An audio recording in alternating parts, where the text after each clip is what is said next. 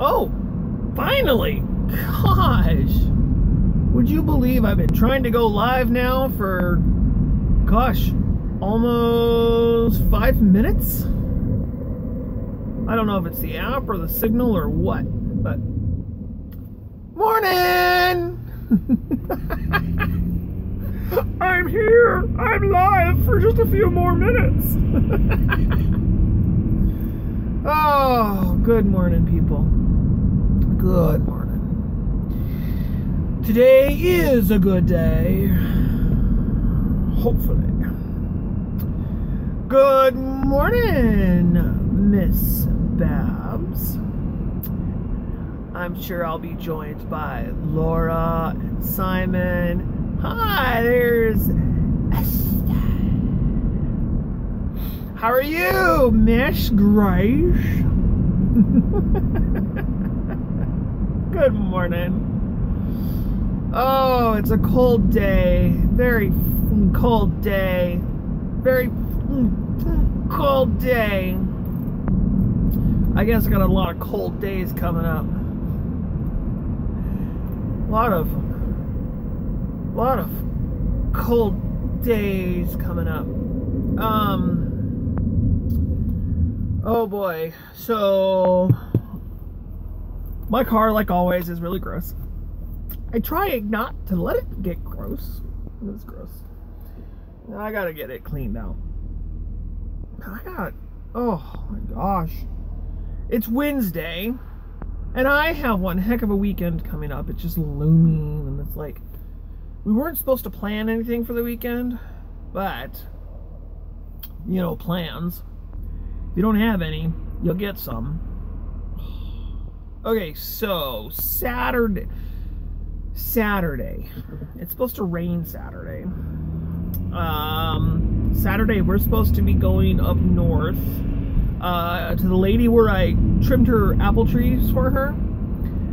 She's giving me all the apples off of one of the trees. It's a Golden Delicious. So we're gonna go up there and strip the tree of its apples. Some of them may not be ripe, some of them may be overripe, and some of them may have all kinds of like bug issues or bird issues, but whatever. We're gonna strip all the apples and we're gonna salvage what we can. The ones that are really like, oh my god, what the hell, are going to get crushed and turned into apple cider. We're gonna make apple cider, and that's what we're gonna do with those. So that pretty much takes up your entire Saturday, going up and getting them, washing them, and then doing all the processing. Probably even takes care of Sunday too. You know, processing apples takes a long time. Good morning, Babs. There you are, Richard. Hello. And so we'll be processing apples, and at some point in time this weekend, either Saturday evening or Sunday, I've got to do the brakes on my car. My heater isn't working, so I've got the solenoid-y thingamajiggy-wiggy that's got to be fixed. It's like a control module basically for the exhaust fan or the heater fan. And it's easy to get, or it's easy to do, it's just hard to get to. I gotta pull the underneath the dashboard, I gotta pull the fan out, and then behind it is the solenoid-y thingamajiggy. With 3 screws, I gotta unscrew it, pull it down, unplug it, plug in the new one and stick it back in there, and then put the fan back in, and yada yada yada. So I can have heat and defrost, because I don't have heat or defrost right now in my car, and that is a must. Especially with the winter coming. If I'm going to keep driving this thing, I have to have it. Which brings me to another thought. I've been thinking about it too. My truck is just sitting there. Now, I didn't drive it this summer. Usually, I drive my truck all summer long. Because it doesn't do so well in the snow. It's a, you know, rear wheel drive, very light in the back end. I'm thinking it really doesn't need a whole lot of work. The big thing right now with it, I changed out the thermostat in it, but where the thermostat housing attaches to the intake manifold, there's a leak, and I think it's because the thermostat has shifted, fallen down. So I got to loosen up just a little bit and pull that thermostat back up, I hope, and then tighten it back up and it'll be fine. That's the reason why I'm not driving it. And then I think I need to bleed the brakes again. I might have a master cylinder that needs to be rebuilt, but I'm not sure. And I've done that before too. Rebuilding a master cylinder is not bad. I'm not getting any pressure high up, and if I pump the brakes, it doesn't make any difference. It just sinks all the way down to the floor. But it's a 81 F100, so it's got power brakes, but it doesn't as well. So if your power brakes ever go out, it can still stop. It's more of like a old-fashioned manual braking system. If the high end is where the power brakes are, and then you drop it further down, and then it pulls onto the manual brakes, the way it's designed. So, anyways, I got a master cylinder. I gotta rebuild it too. All my cars, and that's the thing, all my cars have to have work. All of them. You know, you have a car that's more than 10 years old, and it requires maintenance, as we know, don't we? But I'd rather have little stuff like that has to be done, like every couple of months there's always something new, than every month I'm paying $400 for a car payment. My buddy just bought a Chevy Volt. Okay, he's like, oh man, I got such a great deal. It's like a $47,000 car. Then he got a thing for like, I think he got like $7,500 off of that, plus 0% financing. Right? Perhaps that's what I was caught on. And I'm like, okay, so it drops the car down to like 30, I think it's like 34,000, I think is what it drops it down to. Plus no, you know, 0% interest for the whole thing. And I'm like, okay, how's that still a good deal? You're paying $400 a month. It's like $412, I think is what he said, for a freaking car. I don't care if you never pay for fuel because you go less than 50 miles, and I don't care. I don't care that you don't have any maintenance issues because it's under warranty. I don't care. $400, dude. If you add that up, no way, man. No way. Even if everything on my car broke and I had to pay it all, I wouldn't even go through like a 1/10 of that what he's paying per year. Yeah, of course, insurance. Insurance is high as a rock on new cars. High as a rock. Yeah. It's a, yeah. You know, high as a rock.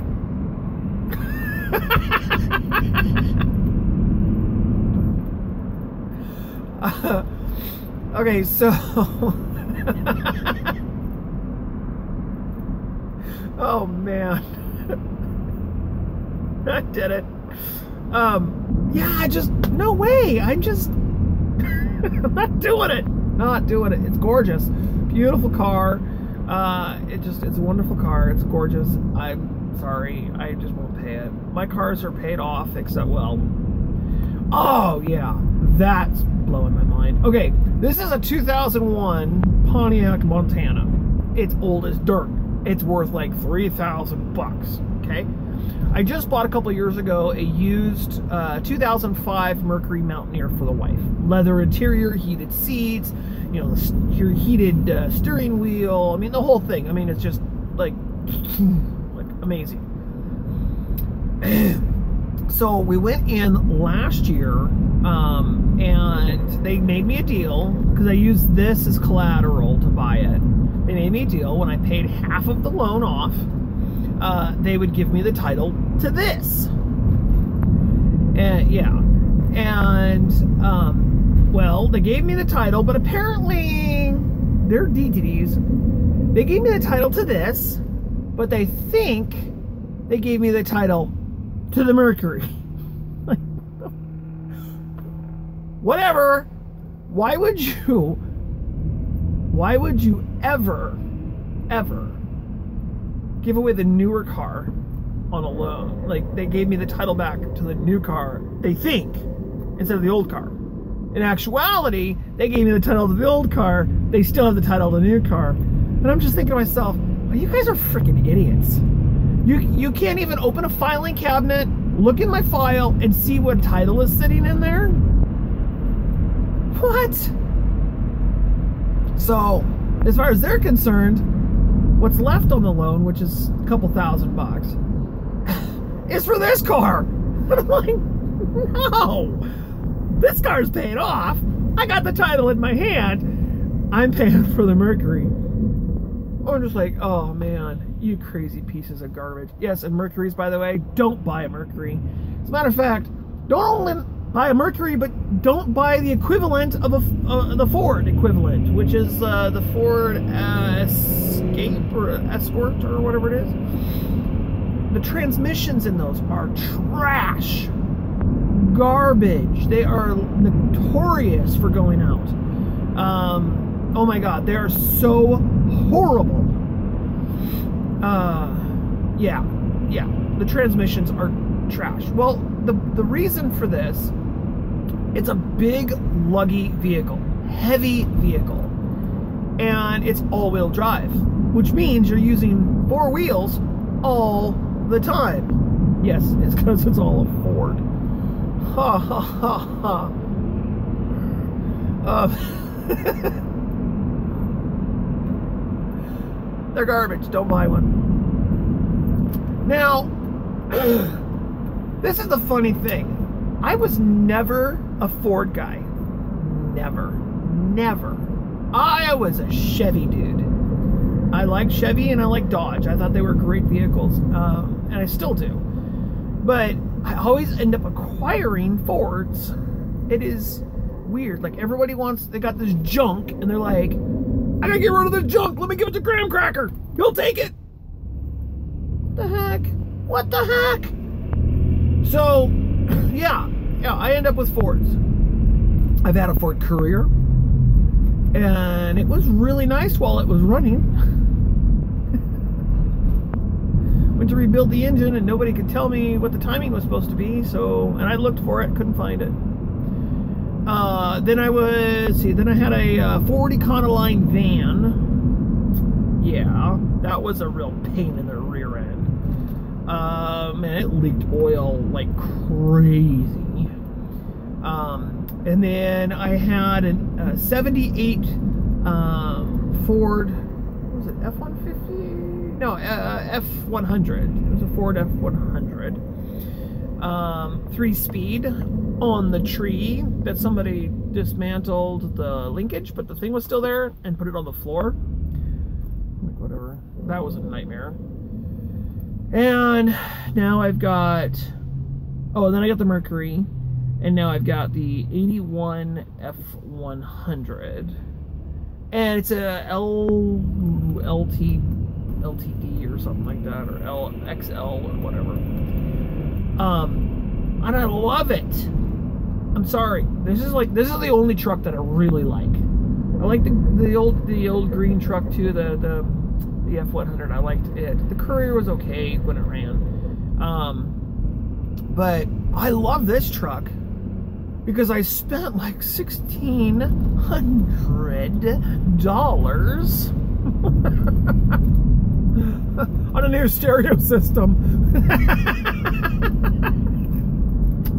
That's why I like it. It's the stereo in it. Oh my gosh, does it kick my butt. Oh, I love it. Love it. Gorgeous stereo system in it. But yeah. So that's, well, and it's all, I mean, it's only got 72,000 miles on it, and it looks brand spanking new, minus the paint. The paint doesn't look brand new, but everything else is brand new.